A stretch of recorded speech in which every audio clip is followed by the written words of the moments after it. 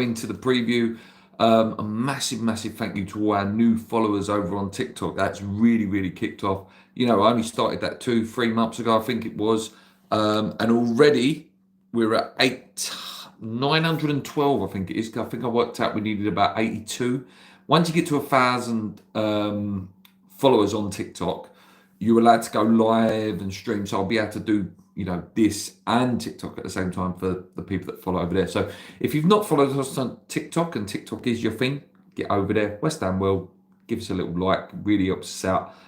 Like I say, on the race to 1,000 followers over there. Newcastle, hard team, good team, but maybe a good time to play them.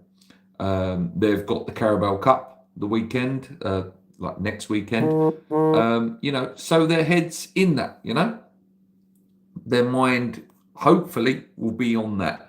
I know the guy I work with, it's the thing he can't wait for the most. They're desperate to win a cup, 70 odd years or whatever it is.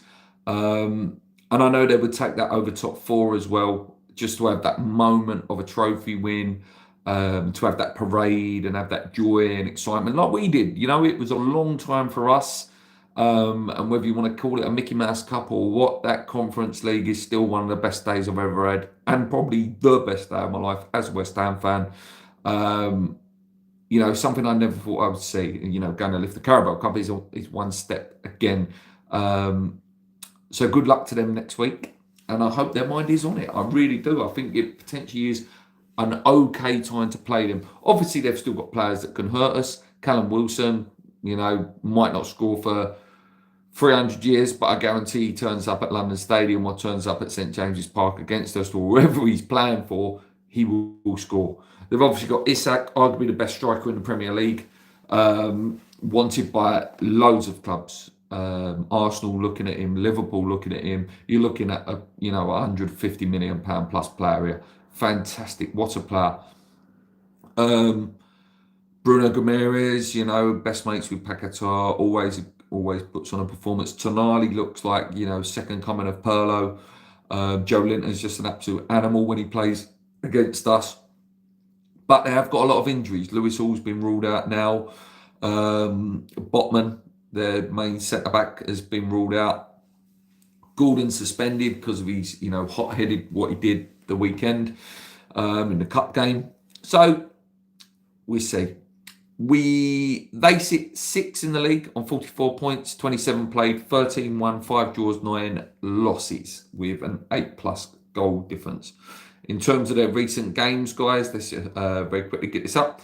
Like I say, 2-1 loss to Brighton at the weekend, a game that they probably should have won, but once Anthony Gordon got sent off, it sort of changed the game completely. Danny Welbeck rolled back the years as he does, and it went through. Before that, 2-1, a 2-0 loss to Liverpool, 4-3 win against Forest, which was a fantastic game of football. 4-0 loss to Manchester City. Beat Birmingham 3-2. Beat Newcastle, obviously. Beat Arsenal in the semi-finals. But yeah, sort of a mixed bit of form for them. They want top four, obviously, but like I say, the trophy's the one they want the most, without a doubt, And it is next weekend, so fingers crossed.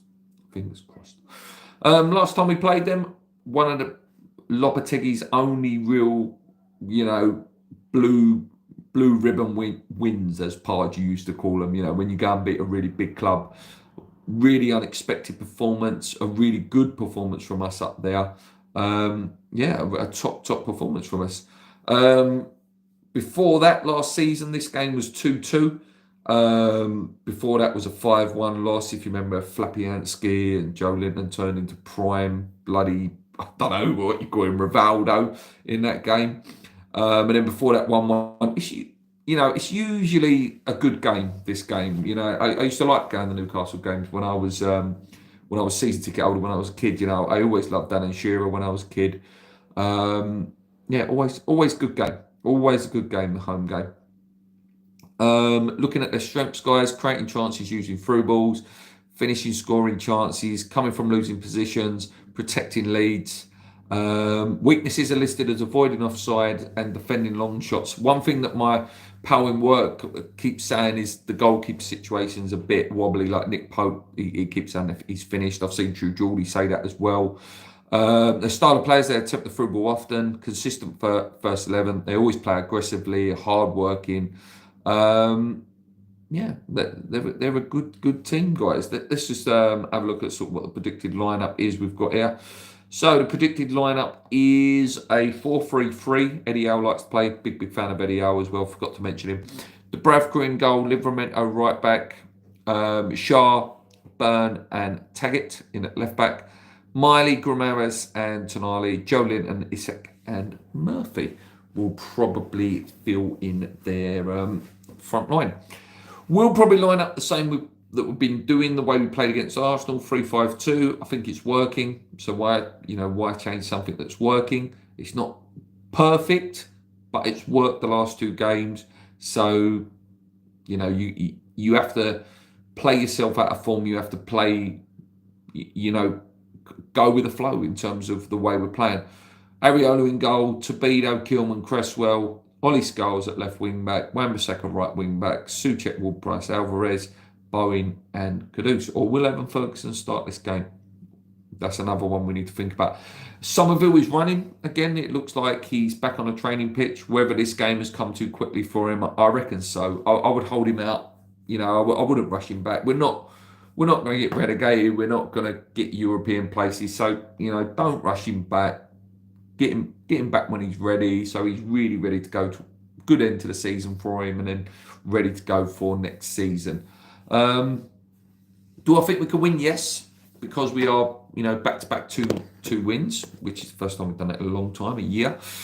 It's at home. It's a night game. It's a Monday night. As I say, Newcastle may have their eyes on a different prize.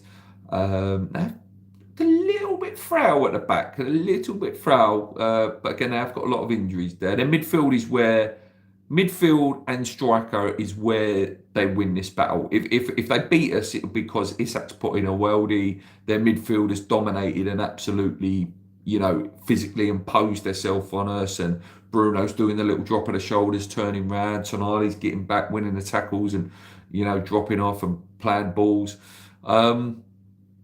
And I do fear Callum Wilson off the bench, even though his career's probably coming to an end at Newcastle, and he wouldn't surprise me if he ends up at West Ham next season. I don't want him, but it wouldn't surprise me. But yeah, if he comes on, you would expect him to score. I think we can win 2-1, but I'm going to say 2-2. 2-2. I think Jarrett Bowen will score again. I think he'll continue his goal scoring run. And really rubber stamp himself for that England call-up, which I think is next week. He's going to announce his teams sort of mid-next week, and you would expect Bowen to be in now. I'm going to leave it there, guys. Thank you for watching. I'll be back probably Tuesday morning with a review, but if any important news comes out before then, I'll be on. Until next time, guys, please hit the subscribe button. Obviously race to 5k on here as well, so race to 5k on here, race to 1k on TikTok. Help us out, guys. Come on, you irons.